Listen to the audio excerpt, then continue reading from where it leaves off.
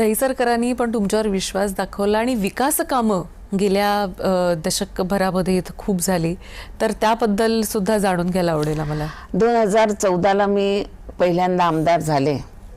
त्यावेळेला मी पहिलं देवेंद्रजींना एक माझं पत्र दिलं की आपण विश्वास ठेवून मला आमदारचं तिकीट दिलं आणि दहिसरच्या जनतेने मला इतक्या भरघोस मताने निवडून दिलं, तर मला दहिसरकरांसाठी काम करायचं.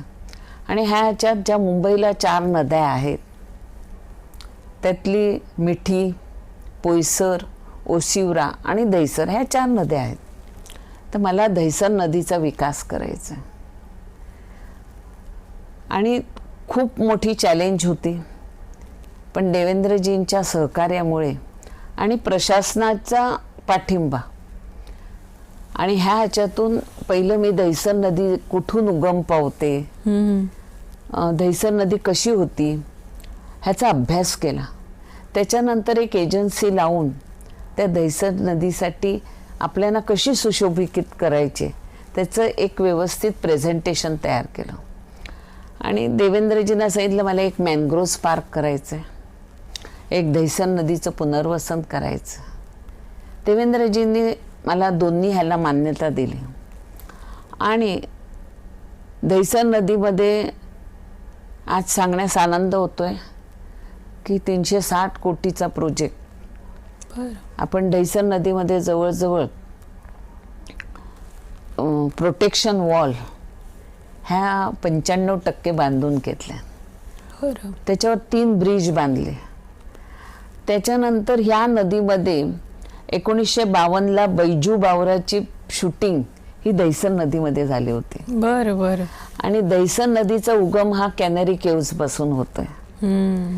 आणि ही पूर्वी आमचे सगळे आगरी कोळी लोक ते बोटीने वसई, विरार ह्या बाजूला प्रवास करायचे. मीरा रोड इतकी सुंदर माझी दहिसर नदी होती. वर्षानुवर्ष त्याच्यात तबेल्याची घाण टाकणं, हे करणं. मग त्याच्यासाठी आपण पहिलं प्रोटेक्शन वॉल बनवून घेतले.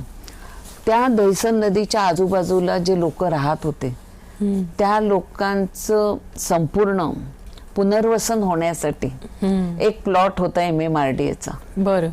तो प्लॉट सुद्धा MMRDAचा BMC कडनं आम्ही MMRD कडनं BMCला करून घेतला. आणि आज 1444 PAP बनत आहेत. आणि आता रडारचा मोठा प्रश्न सोडवल्यामुळे आता 1640 PAP बनणार आहेत. आणि मीनवाईल तत्कालीन दराडे साहेब MMRDAचे चेअरमॅन होते. दराडे साहेबांकडनं मीटिंग घेऊन आपण ह्या सगळ्या लोकांना मीरा रोडला 450 लोकांना स्थलांतरित केलं. कठीण असतं इतक्या शेकडो लोकांना. आणि त्यांच्या सगळ्यांची घराची ॲग्रीमेंट करून दिले. आता त्या प्रत्येकाला 300 स्क्वेअर फूटचं घर 2028ला मी चाव्या देणार आहे. त्याचप्रमाणे 2 STP प्लांट, एक 5.5 MLD, एक 5 MLDचा आणि दुसरा 1.5 MLDचा.